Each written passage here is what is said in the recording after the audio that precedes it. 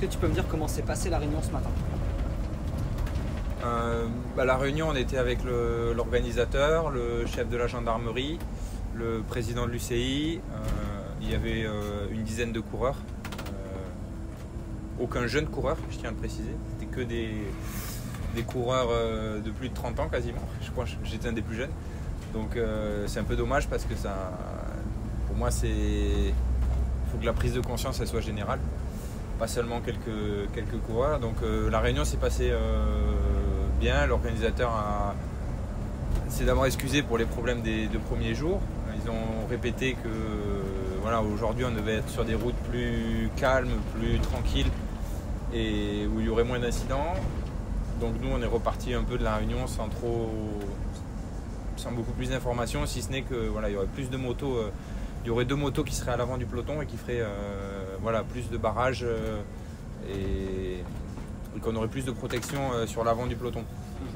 Et malheureusement, au moment où l'échappée s'est formée, donc c'est-à-dire qu'il y avait peut-être 10 secondes entre les deux, les motos logiquement se sont mis devant l'échappée et dans ces 10 secondes, il y a une voiture qui s'est insérée dans la circulation et qui était sur notre passage.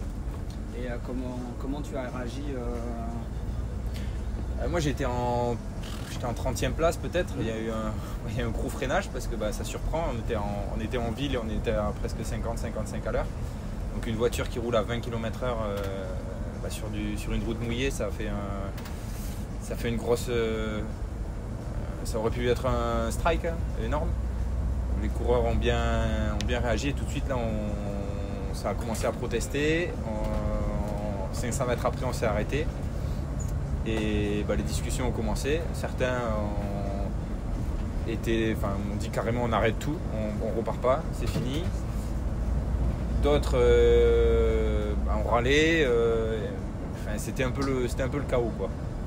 Tu fais partie du syndicat SCPA. Tu as été appelé par la direction de course. Oui.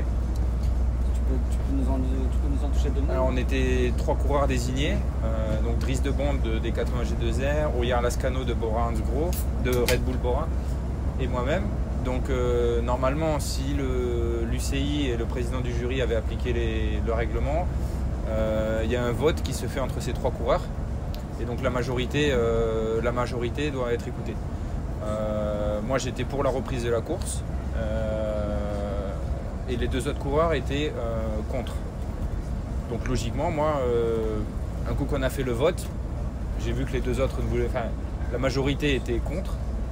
Je me suis dit la course va être annulée, etc. J'ai commencé à même rentrer dans la voiture, à me déshabiller, à me changer. Et 5 minutes après, on a dit que la course repartait.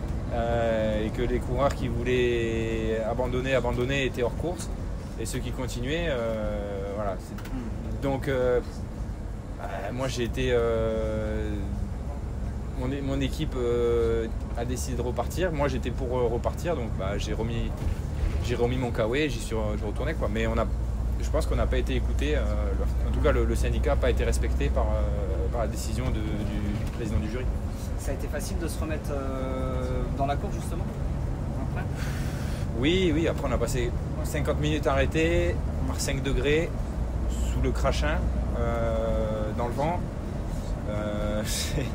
c'est pas optimal, quoi. C'était un peu, malheureusement, c'est des situations qu'on a déjà connues. L'an dernier au Giro, on était pareil sur une étape.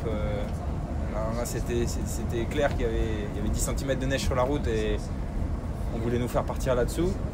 Là aujourd'hui, c'était une question de sécurité.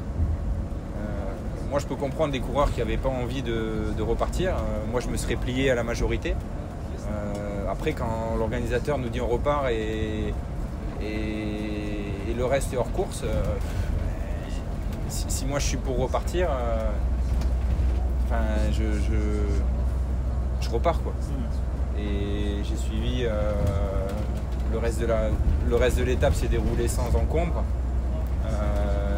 On n'a pas eu d'autres incidents et on a eu une course sécurisée jusqu'à l'arrivée.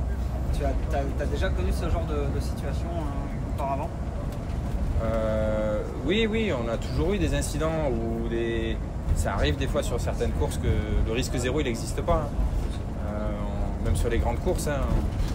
quand un spectateur fait tomber la moitié du peloton au Tour de France, c'est grave aussi. Hein. Je pense qu'il faut surtout faire de la prévention. Ça va remettre énormément en cause l'organisation ici, d'autres courses aussi, parce que ce qui s'est passé aujourd'hui, il faut que ça serve de leçon et que certaines règles soient appliquées. C'est des organisations bénévoles, donc c'est pas facile pour eux d'avoir des moyens, mais je pense qu'il y a des solutions pour sécuriser des parcours, informer les gens du passage d'une course de vélo et pas seulement avoir juste des motos mobiles, parce que voilà, il suffit de 10 secondes, une personne qui arrive à une intersection et qui passe entre la moto et le peloton. Si la personne ne sait pas qu'il y a une course de vélo qui arrive, on arrive à 60-70 à l'heure, c'est trop tard, quoi.